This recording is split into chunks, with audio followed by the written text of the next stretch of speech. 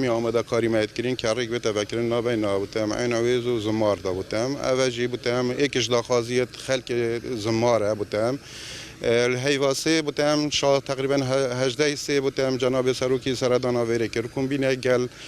کرد و عربی دور زمار کرد یکیش داخازیت توی خلقی او بودم افریقا بته بکرین بودم که بیت آسان کاری نابین زمار و دهو کدا بری وگاوه بودم گریدانه که بودم خلقی می زمار برای میسل چون مرا میسل وقت چون 6 ساعت 7 ساعت حتی دگاش نویرش بر سیطرات و جسر ناف میسل دا جسر نبونه یک جسر بو گله خلق ارقلت دابون وقتی دیجی گله شولی و معلق ما بودم خلقی في خلقی منطقه ایکش و زراعت بودم زراعت و تقریبا 20 گنده کت کتینات ساتری ما پیش مرگی دا بودم او دیجیت کتینات ساتری حکمت عراق دا او ساتری ما دا بودم ریگ دیرتی بودم و کی گرمی و جهی بودم ریگ دیرتی بودم او خلقی کی نزانوی گرمی و جهی خوب کیف ببتن او رو بریار هات دان ما افریقا ما بر هویه کامل یاکری اب خو ما وقت حکمت کردستان مال هیواد 12 بودم امریکا بکری حکمت عراق بودن آستان ترک دا